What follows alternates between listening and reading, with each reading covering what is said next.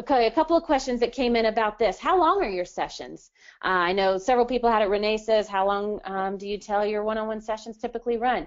We found this sweet spot as well in our research. We research everything. And so what we have found is that and this is for clients, okay? So I'm going to talk a little bit about the psychology of things. And with the clients, they really want the most time they can get with you. They love you, they're working with you, and they're like, oh my gosh, let me just have the most of you so I can get the best results, right? So their psychology that's going on inside their head is, how can I get the most of you? And so we researched, all right, let's give them an hour. An hour feels like a fat amount of time, and it's like, okay. And what we discovered is that when you offered an hour, it felt like such a big amount. It's like, oh my gosh, we have an hour together. We have all kinds of time together. And so what ended up happening is the first part of it was chit-chat, small talk, pleasantries, nice stuff. Like, it really didn't get into the coaching for a while. So we're like, all right, let's try the other end of the spectrum. And so we tried 20-minute and 30-minute sessions.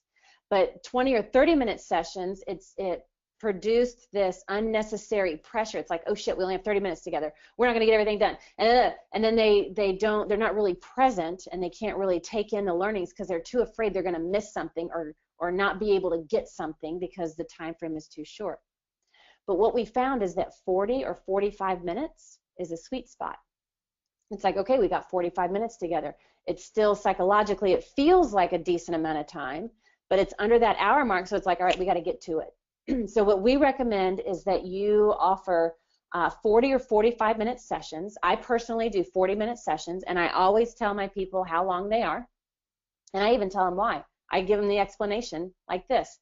And I said, it gives us enough of time to really get into the meat of everything, but we're not going to screw around. I just let them know that.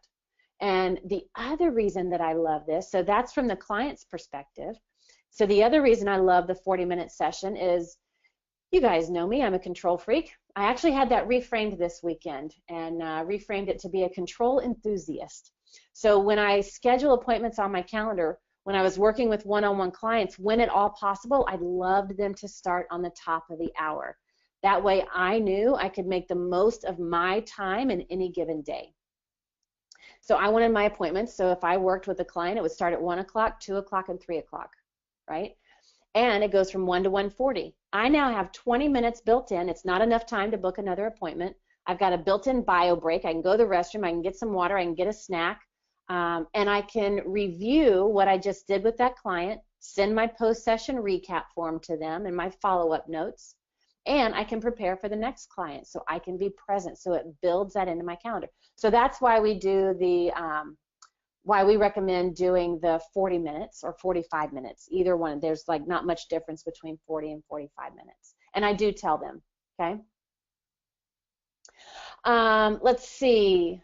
Pamela says, would not presenting the number of sessions first keep the prospect from getting stuck on paying for sessions? Not really. When I present the package, I just mentioned it. I was like, you know what? It's 9 sessions. It typically lasts about 3 months. Sometimes it happens a little faster. Sometimes it takes a little longer. And the other thing you get is a call strategy tool. I just go right into it. I don't even give them time to think about it. Okay? Let's see. Hang on. Let me go through the questions. Isola says, how are we going to protect ourselves if an installment payment client doesn't pay the second and third installment?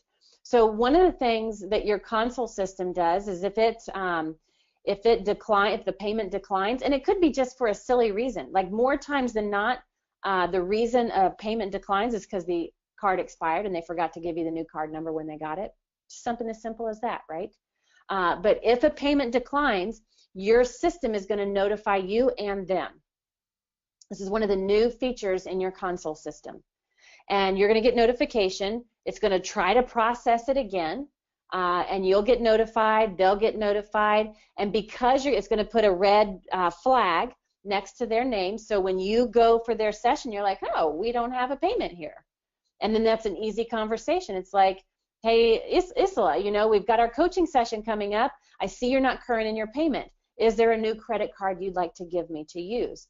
And if it is, great, simple housekeeping, off you go. But if they're like, oh, I just blah, blah, blah, it's like, great, well, we're not going to do any more coaching until you're current, because that's our agreement. You agreed to stay current on your installments, and I agreed to deliver great coaching. And so when you are able to be current, then we'll keep the coaching together.